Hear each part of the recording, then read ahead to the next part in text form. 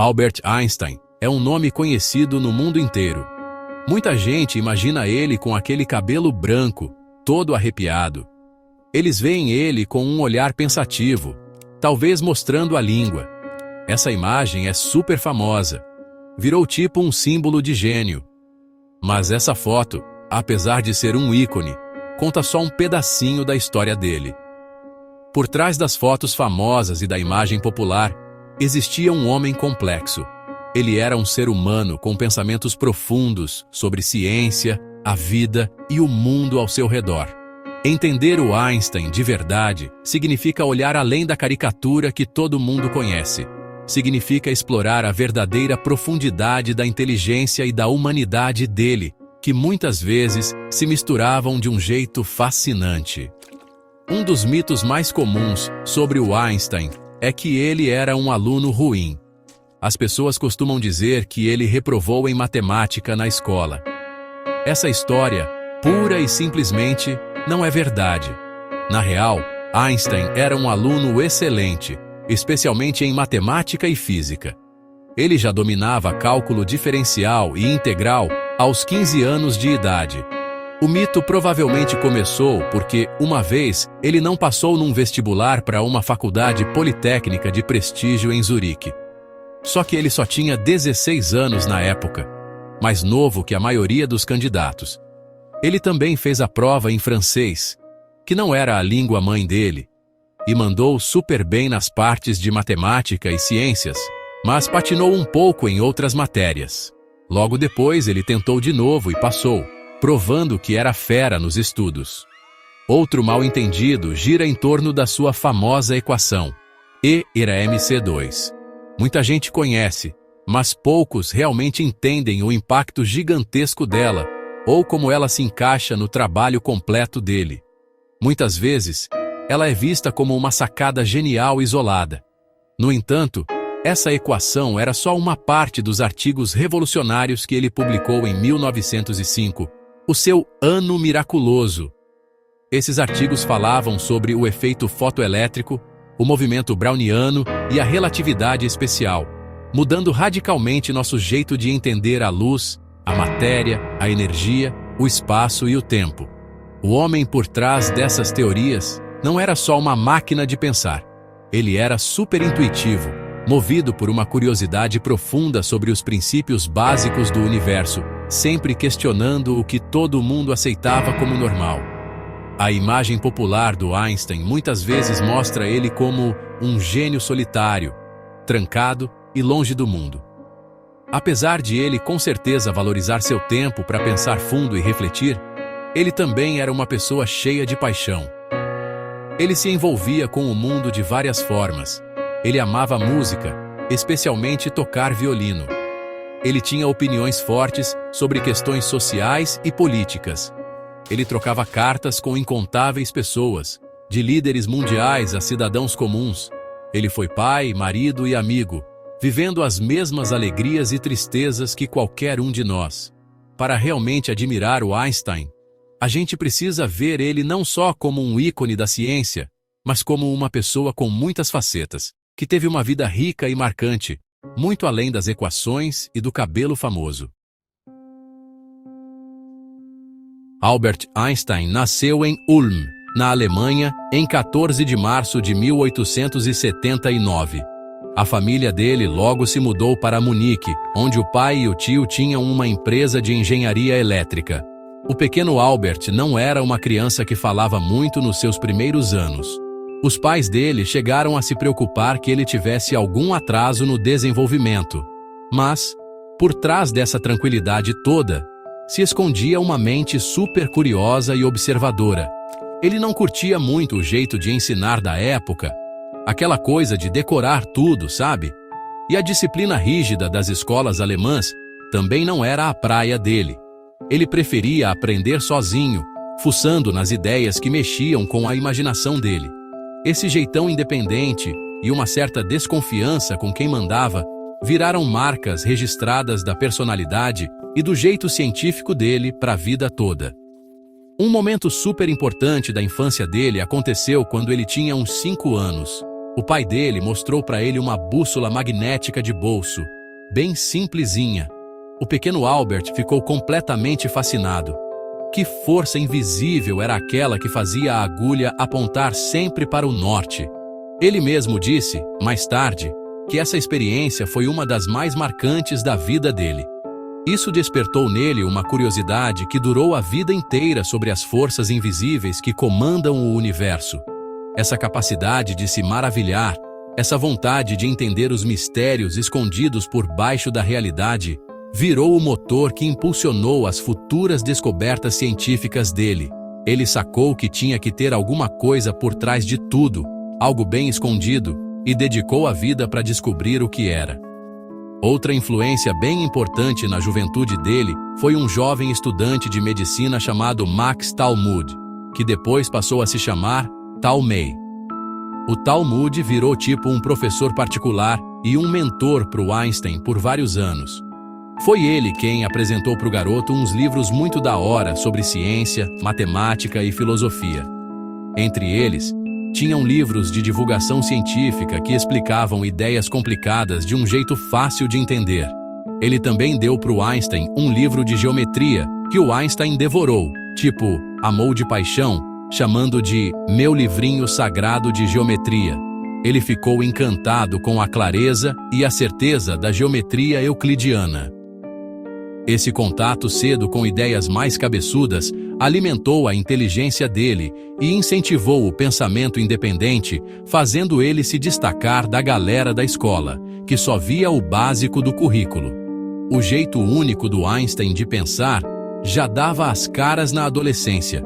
Ele não se contentava em só aceitar as teorias que já existiam. Ele questionava tudo. Ele fazia experimentos mentais, imaginando como seria, tipo, pegar uma carona num raio de luz. Essa capacidade de visualizar problemas complexos e encarar eles por ângulos totalmente diferentes era a chave da genialidade dele.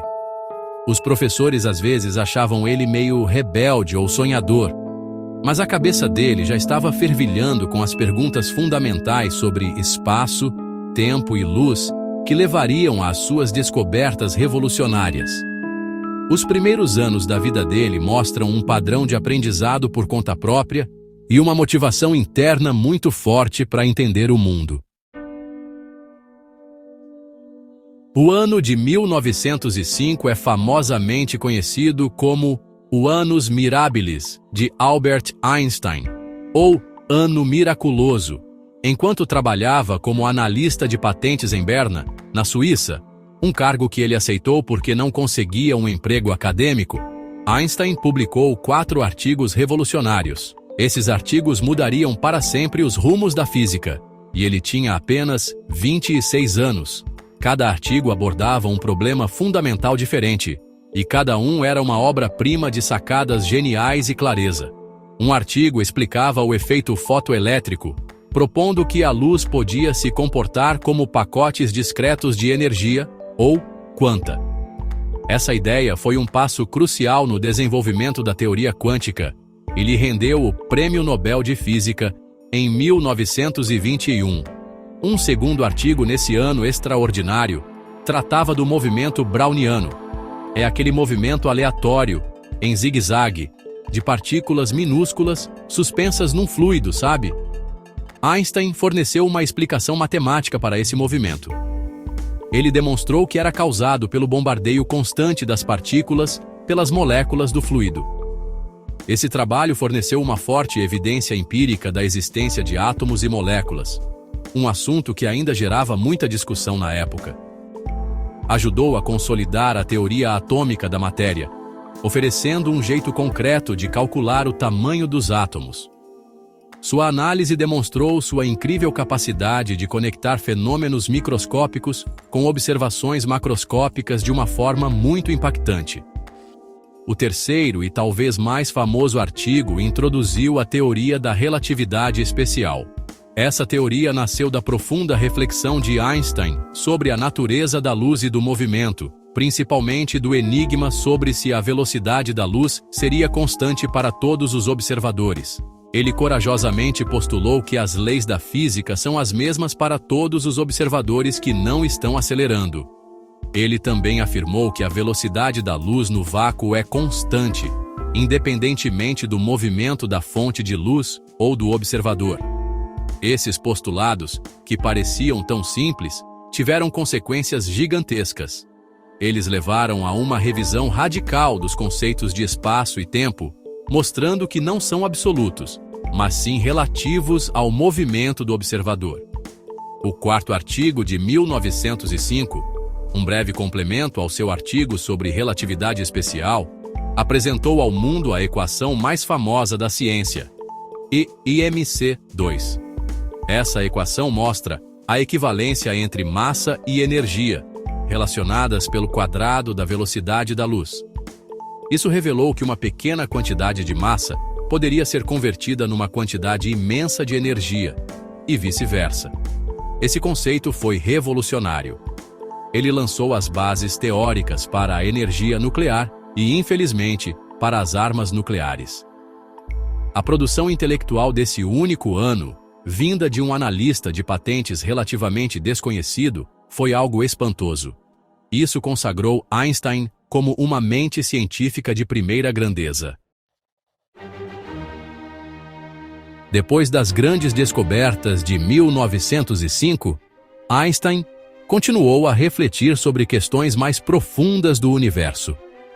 Sua teoria da relatividade especial se aplicava a observadores em movimento uniforme. Mas e a aceleração? E como a gravidade se encaixava nesse novo cenário de espaço e tempo? Durante a década seguinte, Einstein trabalhou intensamente nesses problemas. Ele buscou uma nova teoria da gravidade que fosse consistente com seus princípios da relatividade. Essa jornada o levou a uma das teorias mais belas e profundas de toda a ciência, a teoria da relatividade geral, concluída em 1915. Foi uma conquista intelectual monumental que redefiniu nossa compreensão da gravidade. A relatividade geral propôs uma ideia radicalmente nova sobre a gravidade. Isaac Newton tinha descrito a gravidade como uma força agindo à distância entre objetos com massa.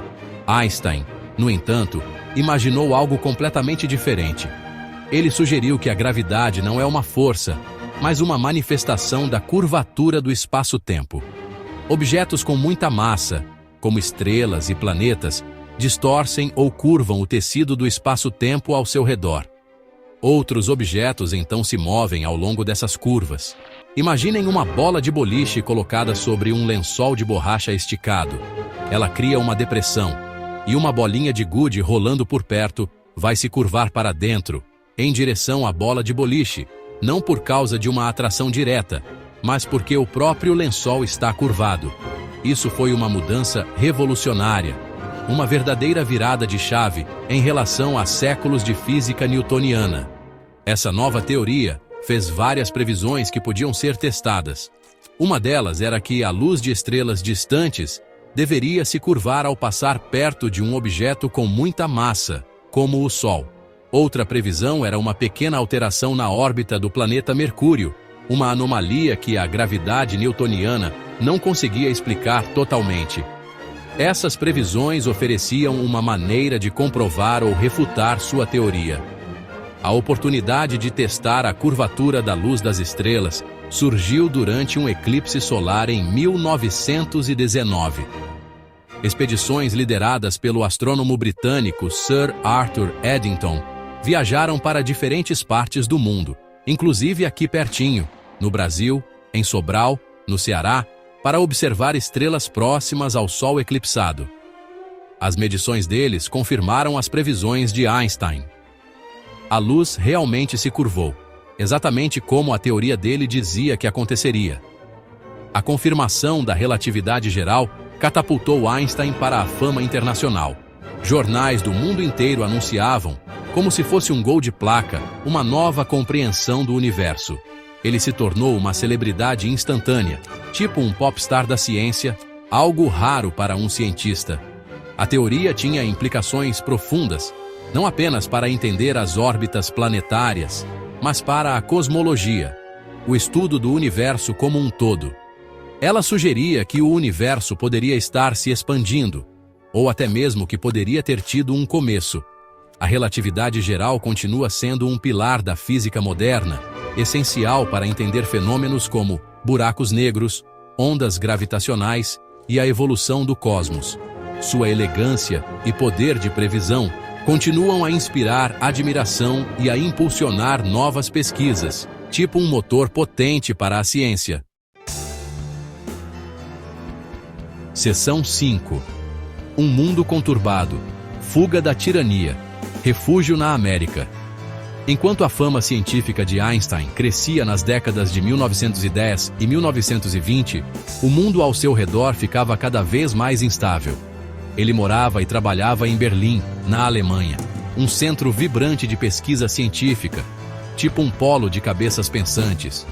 No entanto, o clima político na Alemanha estava ficando sombrio com a ascensão do nacionalismo e do antissemitismo. A coisa estava ficando feia por lá.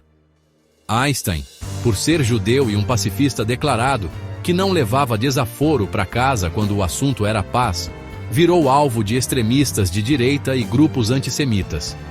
Eles atacavam suas teorias, chamando-as de física judaica, e tentando desmoralizar seu trabalho por pura politicagem. Esse período foi barra pesada para Einstein, que valorizava a liberdade de pensamento e a dignidade humana acima de tudo, tipo sagrado, sabe? A situação piorou drasticamente no início dos anos 1930, com a subida ao poder de Adolf Hitler e do Partido Nazista. Aí, o caldo entornou de vez. Em janeiro de 1933, Hitler virou chanceler da Alemanha. Einstein estava visitando os Estados Unidos nessa época. Deu uma sorte danada, viu?